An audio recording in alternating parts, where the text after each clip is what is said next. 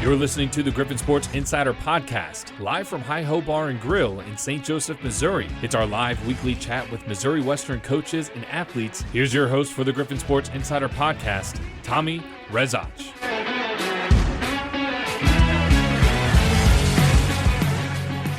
Lead off the program with Griffin track and field, and it's fitting because track and field will lead off our week this Thursday with the last chance meet in Maryville there at the Hughes Fieldhouse this Thursday, February the 19th. The Griffins were back on the road in Pittsburgh, Kansas over the weekend for the Russ Jewett Indoor Classic, where once again our female thrower, our All-American Mackenzie Garr, was the highlight with a second place finish in the shot put, sixth place finish in the weight throw, and Weemach Gilo seventh in the men's 3,000 with Josh Zachary right behind him in 11th place. But Sean, elsewhere, a lot of PRs, a lot of season bests. I know, from in terms of getting folks on the podium and things like that, we're not quite where we want to be in some areas, but I think you remarked in the recap on our website that you feel like things are at least progressing in the right direction with the conference meet now 11 days away. Yeah.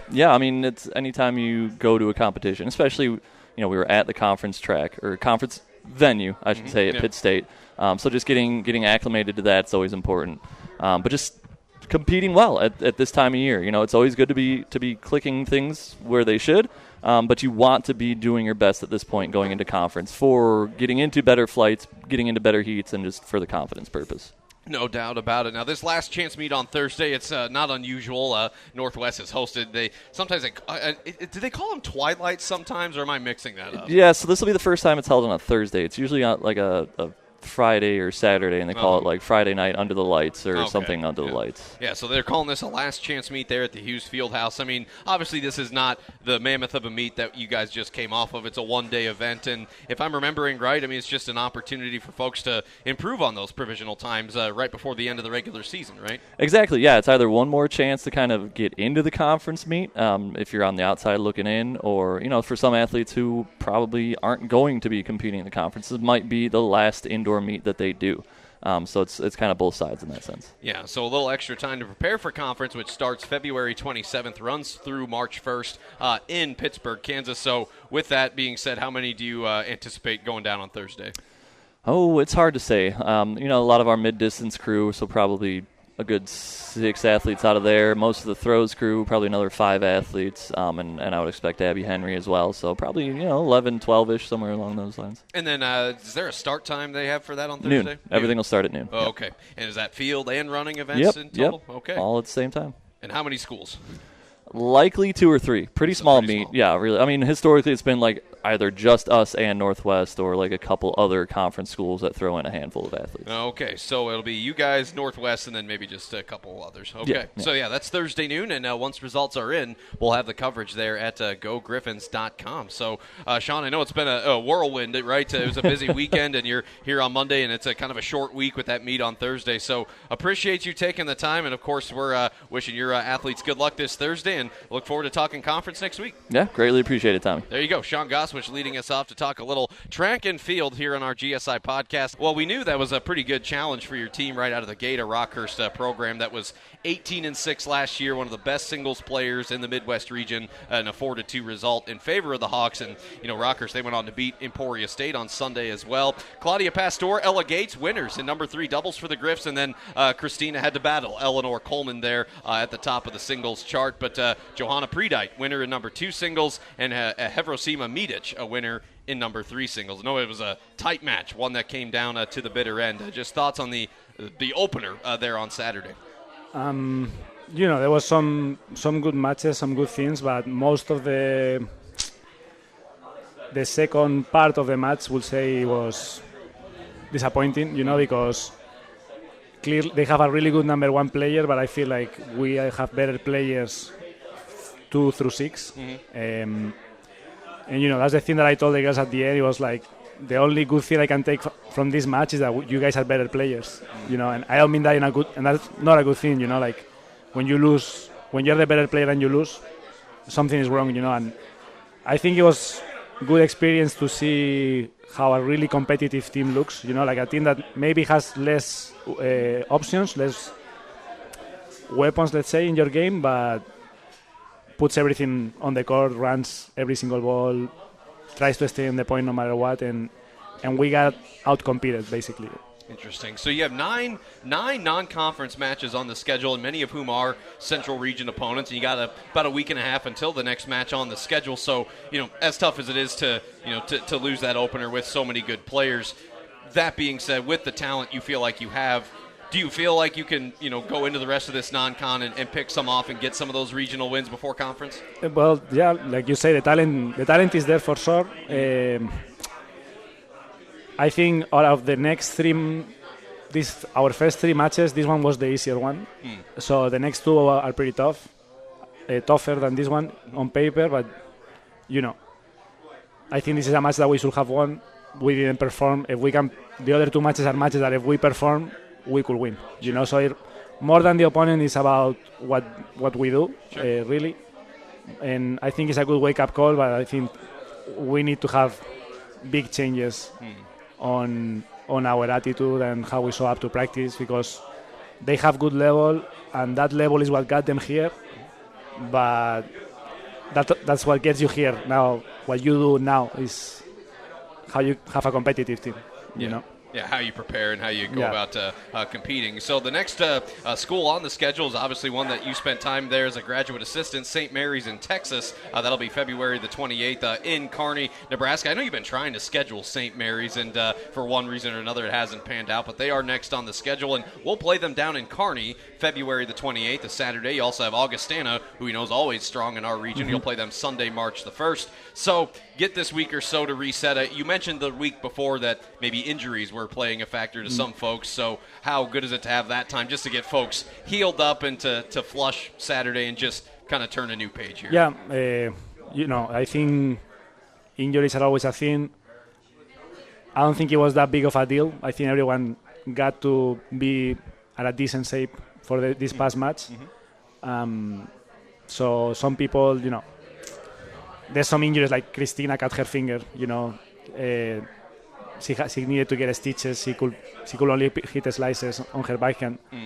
For her, the time is going to be really good. For the other ones, it's just something that's tendinitis kind of things that it's always going to be there. So. Yeah. The bumps and bruises that come with the season. So that's what's going on. Mo West tennis, off this coming week, and they'll be away from home here for a little bit, as they'll be playing a couple of matches down there in Kearney against St. Mary's on Saturday, scheduled for an 8 a.m. start, and then Sunday, March the 1st, 8 a.m. against Augustana. So no tennis this weekend, but that's what's next. And then a Minnesota State match coming up on March the 7th. Now, I know there's been some changes to the schedule. March 7th and 8th, you'll play NAIA Midland, and then is Minnesota State still scheduled for the 7th? Or? We'll play them on the 8th now. Okay, and then Midland on the 7th. On the 7th. Okay, very good. Good to know that, and of course we'll have all the updates on our website at GoGriffins.com. And Coach Alejandro de la Torre of Griffin Tennis, the 2026 season underway. Coach, appreciate your time. We'll see you down the road. There you go. Alejandro joining us to talk about that season opener, which again, not the desired result, but certainly a good test for the Griffins to see a team. That Rockhurst women's team went to the Sweet 16, the national championship tournament, just last year, and they do have one of the best singles players in Division II. So certainly it was a good opportunity for Mo West. 2026 Griffin Lacrosse 1-0 to start the year. They went down to Liberty on a pretty nice day there on Friday and got a 17-4 win over William Jewell. Caetryn, can you scoot that microphone as close? Yeah, perfect. With close as you can without it actually touching your mouth. Thank you so much. And Caetryn up here with our head coach, of course, Jessica Berg. Ladies, thanks for being here. Congratulations. Caetryn Gilreath, the 5'6" senior, redshirt senior out of Lowell, Massachusetts, a second-team all-conference performer in the Great Lakes Valley Conference last year. Coach, starting with you, maybe a slow start, right? You're down 3-1 after the first, but then you're up 6-3 at halftime, and then second half, it was all Griffs, 11-1 after halftime. Just starting, what ignited this team after those first 15 minutes? Yeah, I think the first 15 minutes were just we were playing very tight. I think we were a little nervous the first game. I think that we were the better team, and I think that we all knew it. So I think eventually it was just like, okay, once we've gotten settled, then we're good to go. But definitely a slow start. I think a lot slower than what any of us had wanted. But props to William Jewell for coming out hard and strong because it was their first game too. But we really started connecting the dots. We started doing what the plan for the game was, and we moved the ball well after the first quarter. I mean, some of these numbers on the defensive side, pretty amazing. I mean, offense too. I mean, 31 shots to Jewell's 8. Jewel, 11 of 26 on clears. That's just so they can get from, the 20 to the 20 or the 30 to the 30. 30 to 30, yep. Yeah, that means that can they go from one side of the field to the other successfully? They only did it 11 of 26 times. You turn them over 27 times. What an effort on that defensive end to make this win possible. Oh, yeah, for sure. We call it the ride. That's like what we, when the attackers go to play defense, get the ball back. But Caetryn, obviously a hustle player. We had a couple where they would either run out of bounds because they had nowhere else to go, or she took a charge, which is great to see in the midfield. That means we're doing our jobs well. Awesome. And then a big note would be just that we stayed out of the happy box. That's what I call the penalty box. The happy box? Yeah. Why happy box? Oh, just because it makes her so happy. That's amazing. So I think that's like a good shout out to all of our attackers too. Who Caetryn actually had the most miles out of anyone on the team.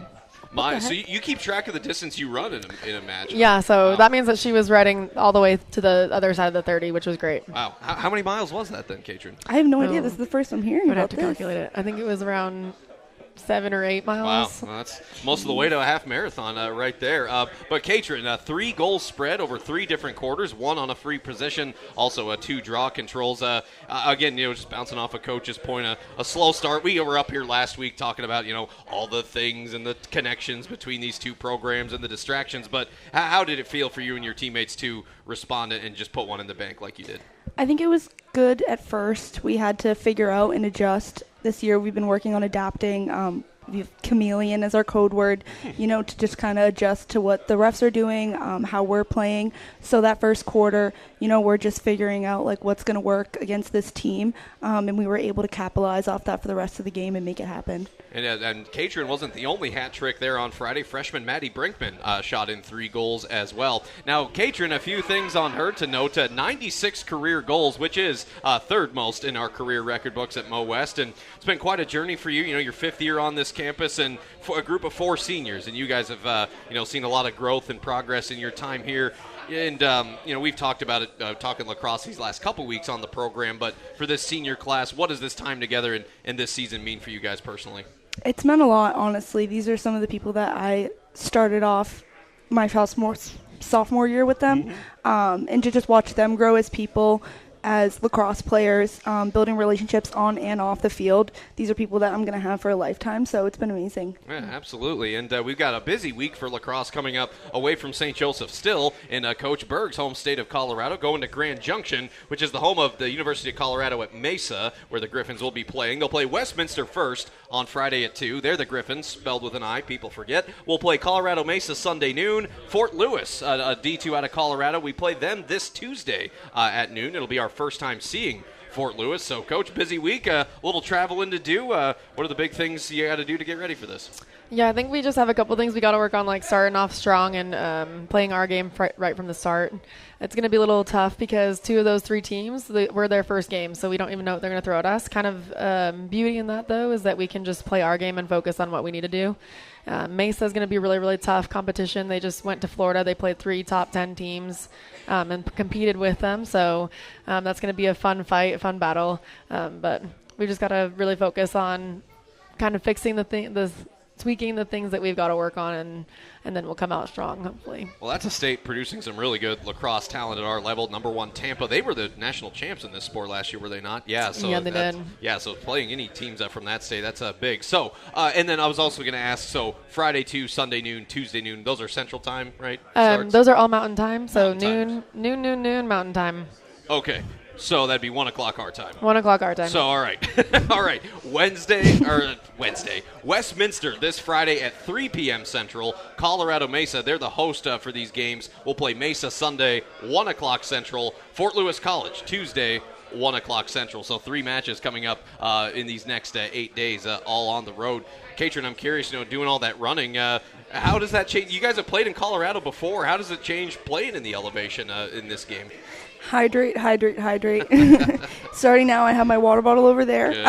Good. Making sure that everyone's, getting prepared so that when we get there, you're not surprised or anything like that. We have a lot of games and a quick turnaround time, so making sure that we're taking care of ourselves Yeah, absolutely. And again, that home opener is coming up awful quick, Sunday, March 1st against Concordia St. Paul. So make plans to support Griffin lacrosse at Spratt Stadium again here this year. But a little traveling still to do for Mo West. Again, 3 matches in Colorado. One more time, Westminster of Utah, Friday 3 Central, Sunday at noon. Colorado Mesa, Sunday at 1 o'clock Central. Colorado Mesa, Fort Lewis, Tuesday, 1 p.m. Central, all being played in Grand Junction, Colorado. So with that being said, ladies, thank you so much. Congratulations on that opening victory, and good luck in the Rockies this weekend. Thank you so much. There you go. Jessica Berg and Caetryn Gilreath giving us some time here today.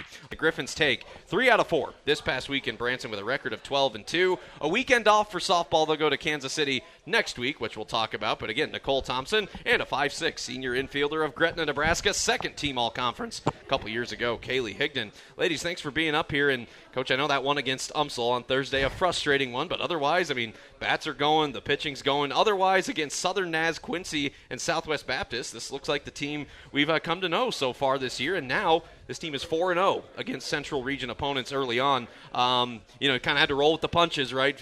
Changing times and all that stuff. Just thoughts on how the team handled their business. I'm very proud of this group. To be 12-2 right now into our little break weekend, I think it just goes back to all the hard work that we've put in, not only team building wise, but our mindset and the game-changing stuff. We talked about it, and I told the team earlier this week, you get through this week with a short turnaround, a lot of travel.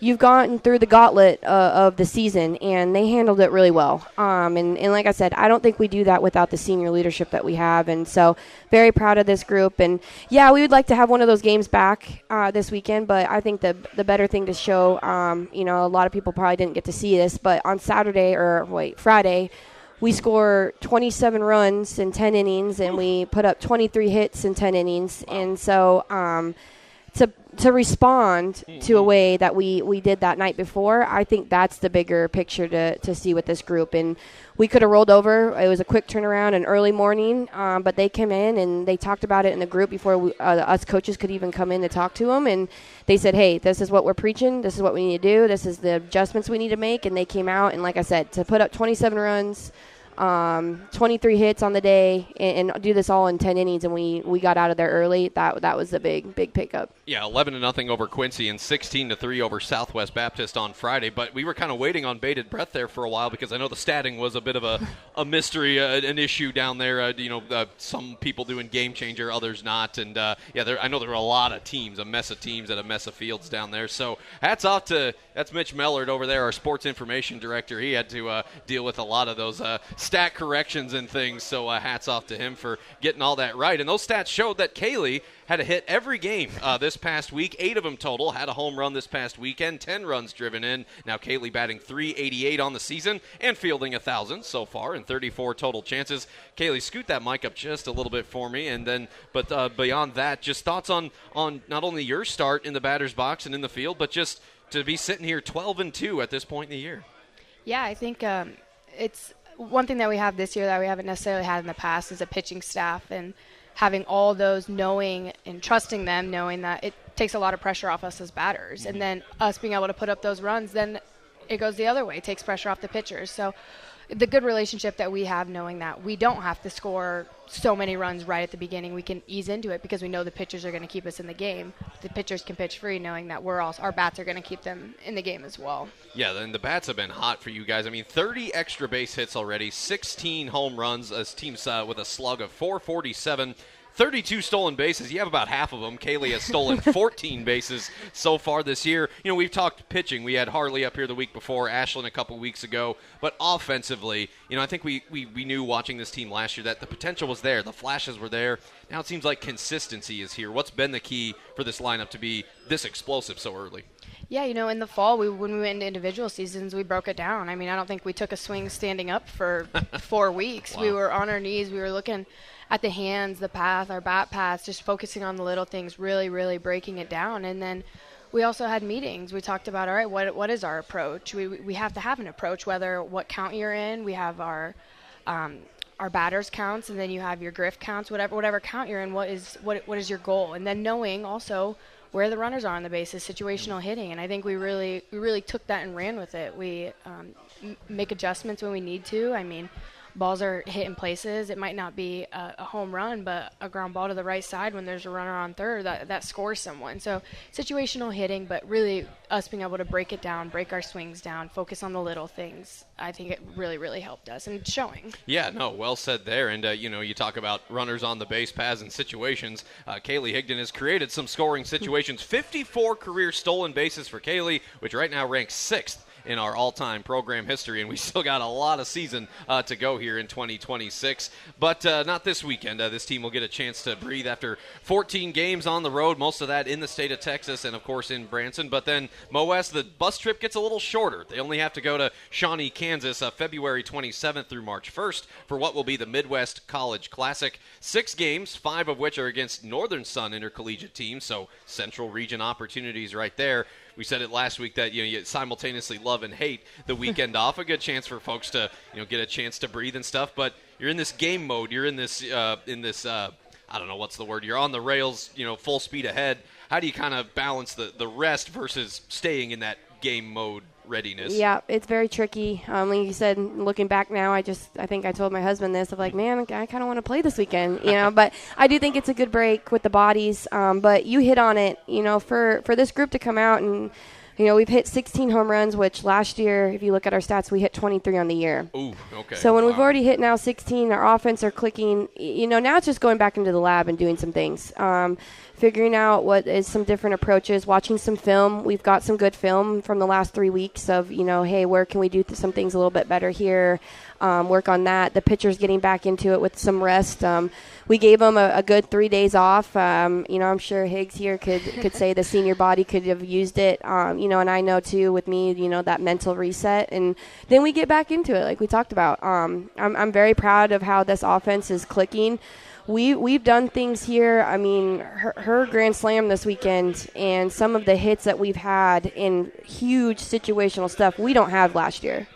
And I think it just goes to contest with these kids that they're trusting the process. They're understanding, hey, the pressure's a privilege in the batter's box, and they want to live into it. And so even if with a weekend off with that, I think that's just going to help us. We're going to get rested. We're going to get back into the things. We've got the 6 games in Kansas City, and then we roll into a little bit of conference play. But I'm excited to get this group going again. A little bit of a rest, but then we get back into things, and I think the ceiling's still untouchable for us. Yeah, 77 RBIs from Mo-West through 14 games. That's compared to 43 by the opposition. So what I would be curious about is our average with runners in scoring position. I imagine that's got to be pretty good through the first 14 games. Oh, absolutely. Yeah. The amount of balls, like we talked about, a lot of people didn't get to see our stats, but a lot of balls that were hit that Friday were, with runners in scoring position, 2 outs, balls up the middle, not just home runs. And so I think that's what's been fun to see this group is we can score in different ways. Mm-hmm. We can have runners on and steal. We can hit behind runners. We can have sac flies. And then when the home runs come,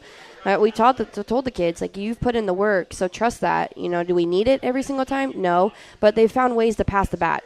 They found ways, 1 through 9, or even our kids off the bench to figure out ways to get themselves included in it, and that's been really fun to see. And so I'm excited about this offense. It'll be awesome to see, the MIAA, though, all this stuff that we've done here at the beginning of the season is to get us ready right now. And I think we just looked up a stat, like the MIAA were like 114 and something as a conference, and so, that's incredible. We're the number 1 conference right now in Division II, and so all this, battle tested early, the travel, teams, don't handle that well.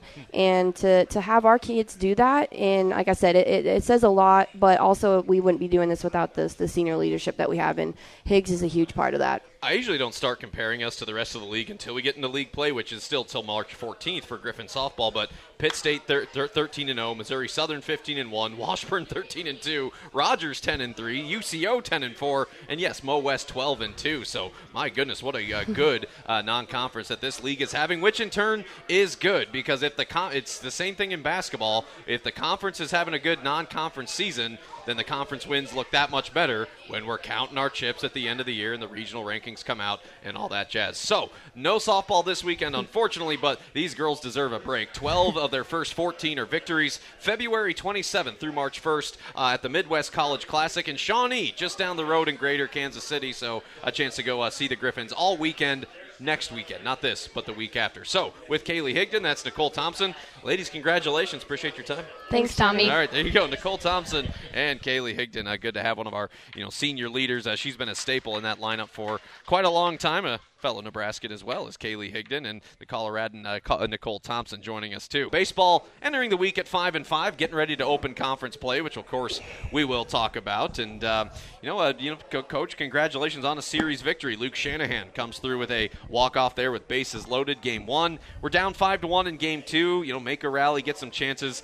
Their pen kind of shut it down there late, but still, it's a series win. They're regional wins. We talked up here last week of what Pat Dolan and St. Cloud State have done in D2 baseball, so to take a series from them, that certainly means something. Thoughts on the effort all weekend? Yeah, no, it was great to beat them. Had that one kind of circled on the calendar, for a lot of reasons, and I think it just proves to show, I respect the heck out of them, but I'm not going to be intimidated by them, and nor are our players, and we're not just going to hand them games just because, of things they accomplished in the past. So that's a great step to not get beat before the game starts and to not look too much into tradition and all that stuff, because I think there's just a transformation taking place, and yeah. Yeah, and one, I think, maybe underrated element of the weekend, no errors in the field by your team. I think this team is fielding 977 right now, only 8 errors through the first 10 games. Just thoughts on how the outfield, the defense, has handled its fundamentals and its business so far? Yeah, we don't beat ourselves for the most part. I think we're going to make teams beat us, which I think the last 2 weekends, that the games that we've lost, we just got beat. Our outfield play can be better. We got bailed out yesterday on a relay, and then, but we're playing pretty good. But it's, hats off to Coach Monroe and Coach O'Donnell for the scouting reports we put together. It's just, I think there's a cohesion right now with the team and in the staff, and I think a lot of it has been really good scouting reports, but our players have been executing it a lot better. And a player that continues to execute is Cole Evans, our Friday starter, and National Player of the Week by the National College Baseball Writers Association, was Conference Pitcher of the Week, and another gem. He allowed 1 hit. His previous start allows just 1 run in 7 1/3 in that 8-1 win there on Friday. What else can you say other than it's been fun to watch? And he worked himself out of some situations several times there. Yeah, I don't think people understand how video game numbers it is to go 16 innings, 1 run. That's really good. I don't care if it's wiffle ball in the backyard. To go 16 innings, 1 run is super impressive. And Cole, I think, felt a lot of nerves from all the attention he was getting. I think Coach O'Donnell did a really good job of just, having him with a game plan that he can execute, and Cole does a really good job of just doing everything we ask of him. So he always puts himself in a really good position to be successful, and I think others should learn from him just about getting the most out of their ability and getting the most out of the game plan that's put in front of them. I recall you saying, again, we're talking with head baseball coach Michael Keeran, I think it was on Super Bowl Sunday after we had beaten CSP to win 3 of 4, that I think you said to one of our camera folks that you asked your team, does anyone feel like they're playing their best baseball yet? And I think I'd be hard-pressed to say anyone in the nation's playing their best baseball yet. But that being said, how are you seeing that needle and that arrow moving in the right direction with this group? Yeah, no, we were happy to win the series against Concordia, but it just felt like we accomplished winning a series. This past weekend, we had to really earn it. Sure. And it was just a lot more team baseball. It wasn't really just kind of single, one guy performance or anything. Now, a bunch of guys stepped up, and I think that's the cool thing about our team is, there's a different hero every game, it kind of seems like. And we play so much close baseball because we're playing really good competition, and that's just kind of how our offense operates, too, is we're never going to be out of a game. We can kind of score pretty quick, and Yeah. Yeah, that's been evident. The home runs have been flying. A couple walk-off victories as well through these last couple series. Yeah, there's been a lot of things that have gone on, and that top half of the lineup. I think about De Hoyos and a guy like or Parmentier, or just whoever Nelson in the leadoff. It's all been really fun to watch. So good challenge ahead this weekend for Mo West. Conference play opens going to Pittsburgh State, a Pitt State team that's ranked number 6 in the nation, 10-0 thus far. What's interesting about Pitt, I mean, they've put up some numbers. They have 4 extra inning wins this year, but also 3 wins via the mercy rule. Pitt State opened at home. They had their home opener this past weekend, swept Maryville in a 3-game series. It's scheduled to be a little bit cooler, forecast to be cooler, but dry in the forecast thus far. It's always windy, it feels like, too, in that part of the country in southeast Kansas. Obviously, Pitt State's got a rich tradition down there, and here we go. It's what we talked about when you were new, of studying the league and figuring out who everyone is and what they do. What is the biggest focus to get ready for this one? I mean, they're really good, but just got to come and play our game, put ourselves in the best position to win, no matter who the opponent is. And, I mean, I think right now it doesn't matter really who we play. We're going to be in the game. It's just, can we execute enough to win? But they're really good. They've got a really good coaching staff. They're a really good program. I'm going to sit up here and say all the right things so I don't give them bulletin board material, but, we're not going to be walking into that series. Our team doesn't know this league, it really doesn't. So they're incredibly talented. They're incredibly good. They're going to have a great season. But I just don't think it matters as much to our guys because they just are unfamiliar a little bit. So I think it's a good thing and a bad thing, right? You don't know what you're getting yourself into. But we talk about all the time that, every game's going to take a little bit more to be successful. And that's been the case so far this season. St. Cloud was pretty good and we found a way to win. But we know Pitt State's going to be really good too. So, we haven't really – dug too much into it. A lot of it is self-scout right now on Mondays, and then Tuesdays we'll get right back into it of focusing on the opponent. But right now it's just what can we do to get better is the first kind of bulletin point. Sure. Yeah, it'll be held at the Gene Bicknell Sports Complex, Pittsburgh, Kansas, home of the Gorillas. Those start times this weekend, Friday 2, Saturday 1, and Sunday at 1 o'clock. But if this weekend taught us anything, you should have known already, just given where we are and the fact that it is February. But just keep an eye out on our website, gogriffins.com, and on our social media. Should there be any schedule change, we'll be the first to alert you of that. But again, it looks like sunny, dry, but cool. Temperatures in the 40s and 50s this weekend. Friday 2, Saturday 1, Sunday 1. Griffins and Gorillas conference play to start here in the third week of February. Griffins go in at 5-5, winners of back-to-back series against Central Region opponents. So, Coach Keeran, great job. Good luck this weekend. Thanks, appreciate it. Yeah, thanks for your time. There's Michael Keeran coming off a long day there on Sunday at the ballpark. 18 innings there against St. Cloud. Started at about noon, and it's about 7 o'clock thereabouts when that second game wrapped up yesterday. Coach, I go back to our conversation Saturday. I think it was just that finish in that game where we had the momentum going in the fourth quarter. We kind of gave Southern a little bit of a window, but then we took it right back. Go up by 10 in those last couple of minutes. Sid Lewis with a huge and one there right at the end. I mean, that was key. I mean, that felt good. That was kind of a monkey on our back, right, playing on the road in conference play, and we get that one off our back. And here we go with a new week and new opportunities. Yeah, no, I thought it was a great win on Saturday. And, looking back and on Wednesday as well, I thought we played well, just not well enough to win it at the end. Gives us some momentum, right, winning 3 of the last 4 and, hopefully finish February strong and get in the tournament and stay hot. Now, Sid Lewis was scheduled to join us. She had to do something for class. So, but I was going to talk about Sydney because she was big on Saturday with 15 points, 7 of 8 at the from the field. Sydney shot 7 of 8, 4 rebounds, a block shot. She had the and one for a player like Sydney. Mia Morrell dropped 30, by the way, on Saturday. That was the highlight. But for a player like Sid or Lanicia playing on a bum ankle there at the end, what did you see from your ladies, your women, that was maybe different on Saturday as opposed to late games and other times this year? Yeah, I just feel like we're getting more confident in knowing what shots we want and where we want them. You look at Sid. Sid does a great job of knowing her role and being in the right spots. So much attention has been going to Mia and Anna and Kai at times where sometimes they get good looks because everyone's worried about Mia. Everyone's worried about Anna. Anna's driving down. Everyone rotates. They don't rotate on Sid. Anna did a great job with 11 assists on Saturday where Career they drop high. it off. And finding our spots, understanding the looks we're trying to get in those moments, and who we want the basketball in those hands. But then playing what the defense gives you. Yeah, Ana Oliveira Diaz had a double-double, 14 points, career best 11 assists. So I mean, it took everybody certainly there down the stretch.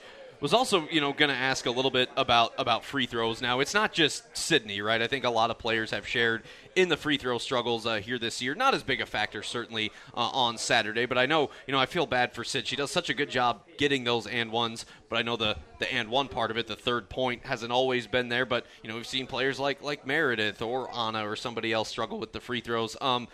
How much is that talked about on a day-to-day in practice, and what are you seeing? How are you seeing that play out at the foul line in games? I truly believe at some point you don't want to talk about it too much. Especially in a situation like Sid, right? Where Sid has not shot the ball as well as she'd like from the line this year, and as well as we would like. But Sid, the last 2 years of junior college, she was 67% one year, 60% another year, with shooting almost 90 free throws each year. So, she's capable of doing it, but, just kind of like baseball. Sometimes you get the yips and, someone can't throw from second to first all of a sudden. She's gotten better of late, right? We've spent some time working on it, and sure. Coach Gill spent some time with her, fixing a few things here and there. And a lot of it's just confidence, getting up there, and believing in yourself and, putting the work in to be ready for those moments as well. No doubt. We're talking with head women's basketball coach Luke Scheidecker as both Griffin men's and women's basketball enter the week with 4 to go, and 3 of our last 4 at home, 2 at home this week. And, of course, I was thrown off. I was thinking the whole time that senior day was the Wednesday game against Emporia. No, it makes a lot more sense. Saturday an easier travel day. So we'll have the Saturday game against Northeastern State. That will be senior day for our Griffin men and women. And in the case of this squad, 5 seniors and kind of a unique situation, Luke. I mean, 4 of them are first-year Griffins, some of whom have been playing basketball at this level for 5 years or more. But it starts on Thursday with Arkansas Fort Smith coming in, and then NSU Saturday. And we know the Lions, the UAFS, in their second year in the league, they've had their share of struggles. They're 4-20 right now. And then the NSU women, after a great start, now they've had to deal with the North Division of the league, and Northeastern State has lost 5 in a row. So lots going on this week, lots to play for still, just starting Thursday. What are you hoping to see there? Yeah, Fort Smith, they're a scrappy team. They play hard. They've got really good guard play. They struggled Saturday at UCM, didn't play very well. Then you look back in the week before that, they lost at Fort Hays by 5, right? So, kind of a team who's still searching for their identity and trying to figure out, where it's coming from. But they have talented players. Ryan McAdams is a really good coach. So we got to be ready. They beat Missouri Southern at their place, right? Like beat Pittsburgh State. They're a team they're a good team, right? They've been a little down on their luck, but we've got to be ready to go because every game in this league is just tough. Yeah, of course. And then of Northeastern State, they're at 16-8. They've lost 5 in a row, and of Keith Ferguson's now in his 3rd year. And honestly, Northeastern, that was a program that had gone through some turnover the last few years, and Keith has kind of stayed the course there and has them going on a good path. And it appears, just looking at the standings, that Northeastern State will be in Kansas City in that women's tournament. Any initial thoughts on the Riverhawks? Yeah, Keith's done a great job there. They're young even right now with a young group. Their leading scorers are all set to return next year. Wow. So he's done a good job and stayed the course. He's a really good guy. Mm-hmm. I'm not surprised. I mean, everyone talks about just what a good person he is as well. And they're a good team. They've got good length. They got a transfer from Kansas, University of Kansas, and she's playing well for them. They got, they'll present problems. They're good. They're a good team. I know coaches have a love-hate relationship with senior day and, all the things and distractions that come with it. Obviously, going from the 2-year level to the 4-year, it takes on a new meaning. And any coach that is in his first season, his or her first season, this being your first senior class here, how do you think the team deals with that, and how do you not let it get in the way of the task here? Yeah, I think they're very mature. We have a great group of young women who are seniors, and I think, a lot of them, like you said, spent their last year here, right? Mm-hmm. Meredith's the only one who's been here. Right. And that's a testament to her sticking through the coaching changes and, different teammates, different things like that. But understanding, like, they chose to finish their career here because they believed in the university and in the vision of the women's basketball program, in the direction we're trying to build and continue to build after this year. A lot of them sacrificed a lot to be here. I look at Lindsay Kelderman, right, leaving Northwest for spent 4 years there. Tamisha Dozier was playing Division I basketball at a mid-major level. Left there to come here, right? So a lot of them have sacrificed a lot to be here, and we're grateful for that, and excited to see what they do in their future as well. Yeah, and I think about someone like Amber Storr, who I think if you include the fact that she signed to Drake out of high school, this is stop number 6 on her college journey. She was a starter at Southwest Baptist. You mentioned Tamisha. Mia Morrell, who was her conference newcomer of the year at Edward Waters University all the way in Jacksonville, Florida. She's a native of Wisconsin. She's playing here. And, Meredith Reeker, who I believe is getting ready for her 86th and 87th game in a Griffin uniform here this week. So what a cool myriad of stories and backgrounds and experiences that we've got. Amber Storr, Lindsay Kelderman, Tamisha Dozier, Mia Morrell, Meredith Reeker. Those will be the seniors to be honored on Saturday. But first things first, business to take care of against Arkansas Fort Smith on Thursday. The ladies lead us off at 5:30, the men to follow 7:30. Saturday, you know the drill, 1:30 and 3:30 there at home. So good to be back home, and then we're home again the following Wednesday to take on Emporia State, and then we're at Newman a week from this Saturday. That's all that's left before we get to Kansas City. By the way, MIAA basketball tournament tickets on sale now. Information at GoGriffins.com. You save money if you buy them in person at the Griffin Indoor Sports Complex on our campus. So make plans to get down there to Kansas City, as we have high hopes that the Griffin women can get themselves in that field. So with that, Luke, great stuff there this past week, and we'll see you on Thursday. Appreciate it. Go Griffs. There you go. Luke Scheidecker joining us here on this part of the program. Coach, that's it was our last 2-game road trip of the season, and it was a sweep. I mean, this is so important all this time of year. These two, Pittsburgh State, Missouri Southern, stuck in the middle with us, right, with about 5, 6, 7 other teams vying for position, vying for postseason hopes. And it comes at a week when we're down a starter. You get Deb Butler back. We dig deep. Just 2 big wins, though. No, not much else you can say. Just thoughts on the collective effort this past week. I mean, yeah, it was a big week for us. Like you said, down Will, who's been really, really good as of late. He finally got healthy for us before he rolled his ankle again. But he's been playing well, and then he goes out. And, Wednesday, Dev was coming back from an injury, so he wasn't, quite fully back, but he took some huge hits on that shoulder. So he made us all a little nervous with it, but he fought through it and battled. And then we threw Frank in the lineup. He hasn't been in the lineup, at all really this year. And he's kind of waited his turn and been fighting. We had some other things with him we were trying to do that didn't go through. So he was ready, and he had a huge weekend for us. And, that's the one thing about us, Tommy. We've talked about it a bunch, Our bench is so big for us. Guys like Bode and those other guys that come off the bench, like, we trust them so much, and we trust that on any night it could be any different guy. And all these guys have kind of had their days and their runs, and when they get going, we try to feed them, and that's big for us. So when we do lose a guy, it's that, that next man up mentality, and just find a way to win. And that's kind of what we did this week, was just, won them in 2 different ways, but we just found ways to come through on top at the end. Yeah, I think Wednesday was kind of the more typical path for us. We have a narrow lead at halftime, and then it just progressively got better. In those waning minutes, our lead grows in the critical time. We hit the big free throws and all of that. And then, Saturday, very unique. I think we were either tied or behind it. We were behind at halftime by 5. Yep. We get down by 10.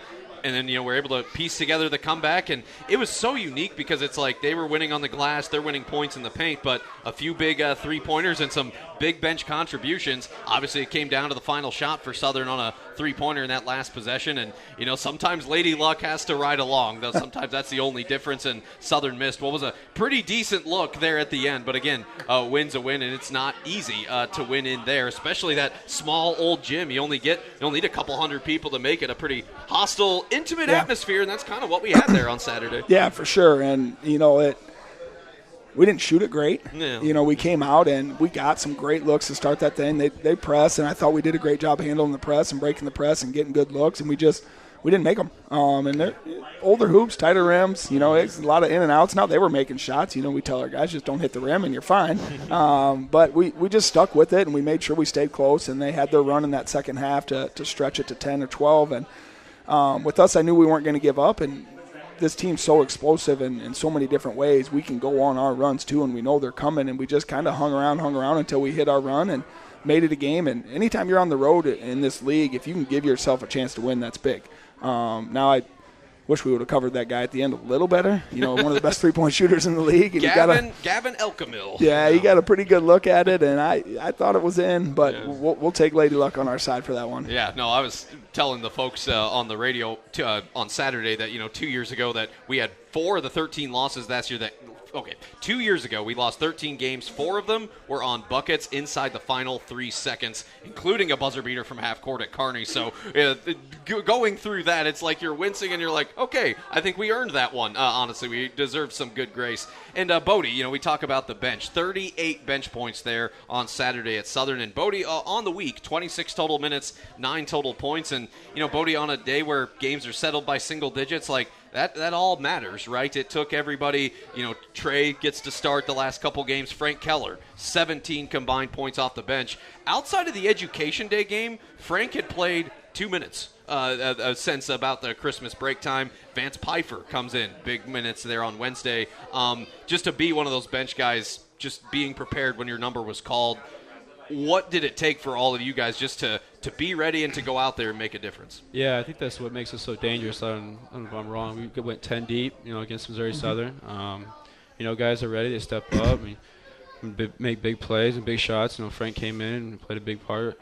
It just makes us so different and dangerous to us. We got guys that can play different positions, and we play together. We know each other's strengths, and just find a way to win, make plays. Now we're getting ready to celebrate 3 seniors on Saturday, but the freshmen, you, Marco, and Trey, coming in and having this kind of impact.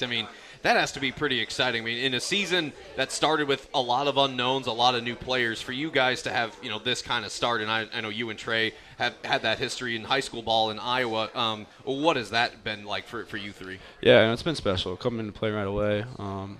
Props to Brooks for trusting us as freshmen, as young guys. But I feel like we all 3 have been pretty strong throughout the season, pretty consistent, just fighting through adversity all together. Marker being very strong, and me and Trey playing our roles, coming off the bench now, and it's been good for us. Now we had Trey on the program, some months ago, and obviously with his as the family connection. But you both play in high school ball in Iowa, where Brooks is from and played, and all of that. When it came down to your high school career winding down, Brooks comes here. Obviously Trey flips his commitment. Take me back to about a year ago. How many places were in the mix for you, and what was the selling point to follow Brooks to St. Joseph? Yeah, I was about 90% committed to a school in Iowa. And I heard Brooks took the job, and one of our assistants reached out to me. I looked into it, and I thought it'd be a great fit for me. Trey, get to know Trey, and getting closer with him, talking to him about it. I thought it'd be a great fit for us. Kind of lean off each other too, help each other through things, get through college. But I just thought it'd be a great fit for me, and it's worked out for me. Yeah, no, we're certainly grateful for that, and what a path it's been. The Griffins come in here 17-9, 9-6 in the league, winners of 4 of the last 5, and the show's not over yet. The goals have not been achieved yet, with 4 regular season games still to go. Starts this week with Arkansas Fort Smith on Thursday, Northeastern State on Saturday. Now, Fort Smith, this is a team that I think people have been curious about their second year in the league, a ranking that rose to number 5. They were number 25 this week, and they had to find out, like we did, going to Central Missouri and Washburn is hard. And they, came out with 20, 30-point losses in some cases. But, UAFS, like us, there are projections that have them going to the NCAA tournament. They are 18-6.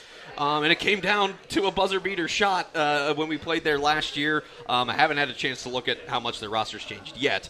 But what do you know about Fort Smith, and what's the challenge here Thursday? They're good. Yeah, it's like everybody else in this league. They're good. They're athletic. They play fast. They want to get up and down. They want to push the tempo. It's going to be another one where we're going to have to show up and be good. This is a huge game, and it's one of those that this time of year when you get to play games like this, it's great. Yeah. Like that's what you're trying for, is to be in that hunt at the end of the year. And we've got 2 weeks left of the season, and we have a ton of big games coming up, and this is one of them. They're, I think, either one game above us or tied with us in the league, and we got a chance to jump them, and we got to go take care of business because they are a talented team. They've won a lot of games this year. I think they started out 11-0. 11-0. Yeah, and they're talented top to bottom. Now it's going to be a battle. We know the tempo's going to get pushed for both of us, so it's for anybody that wants to come watch a fun basketball game Thursday night's the time to come out and watch it.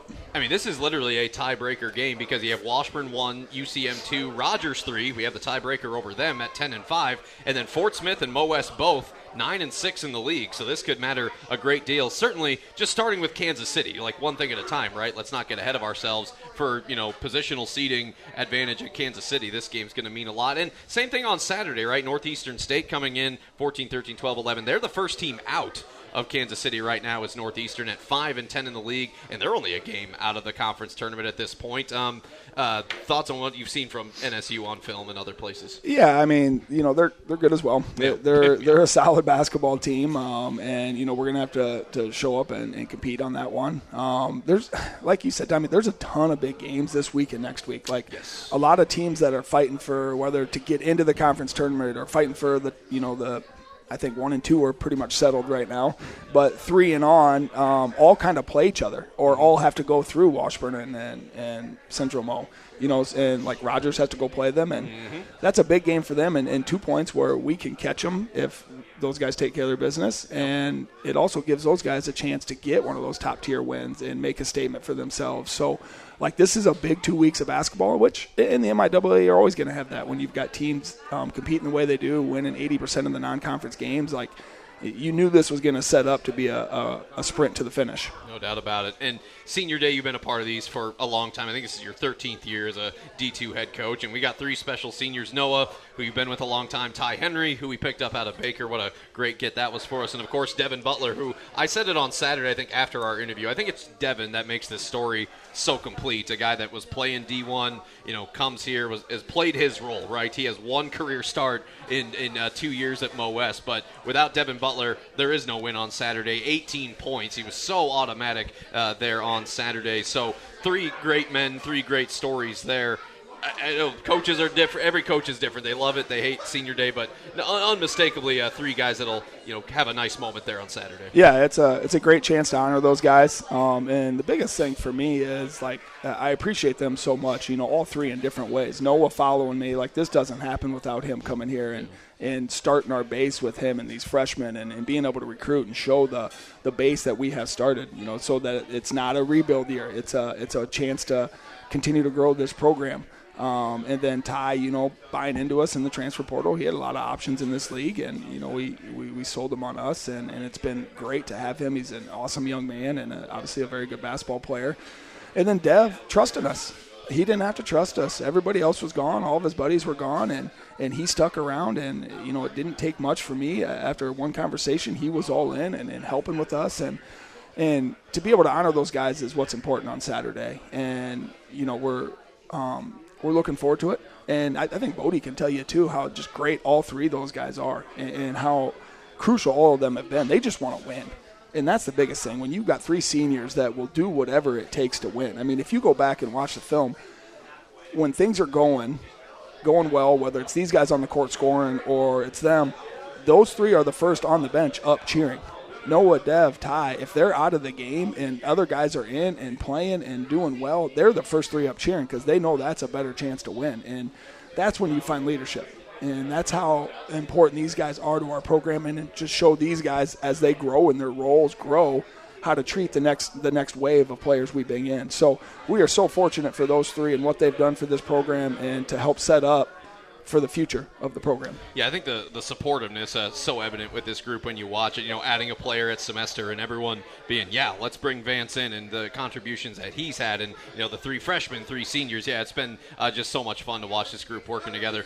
Couple minutes left, Coach. I want to have a little fun. Pretend you're Gene Taylor, athletic director at Kansas State. Who are you looking at to replace Jerome Tang? Oh man, that's the $1 million question right there, or $18 million question, I guess you could say. Yeah, I don't know. I don't know, man. That's somebody that's going to buy in and build a good culture is what I would probably go with that route right now. Yeah, I know a lot of people are probably looking at the guy in Topeka who is a Jayhawk, but has taken a program to pretty good heights at this level.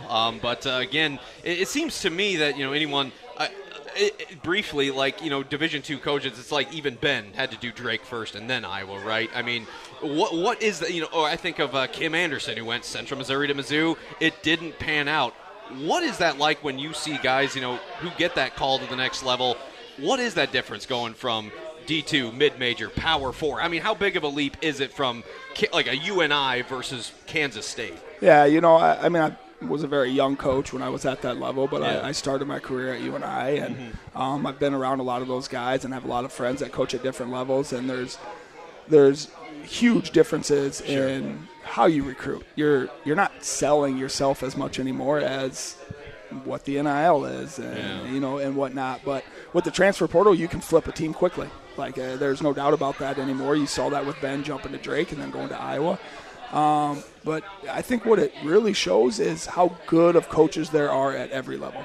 You look at this level in our league, and there are some unbelievable coaches. And I've been in 3 leagues now in 4 years, with us jumping from the NSIC to the GLVC and then now to the MIAA with this new job. And there's unbelievable coaches at every level. And there's some guys that love D2 and want to stay D2. And, when Ben made the jump, he told me, like, I'm only taking a job that I want. Like, I'm not just taking it to be D1. And I think Ballard's probably the same at Washburn. Like, he's only going to take a great job for him. And I think it just shows the amount of talent there is in coaching and how hard guys work. And it's not much different by the coaches from different levels. It's just there's good coaches everywhere. And what's amazing is UMKC might come out making the better hire with Mark Turgeon being hired over there. I mean, that's a crazy business that we're in here at this point in the end time. And they still have Kansas State. I think they still have 6 games to go. So yeah, it's wild. But back here at home, all is well. 17-9. We're home for the next 3 games in a row. So and then we're at Newman the 28th to end the regular season and conference tournament time around the corner. So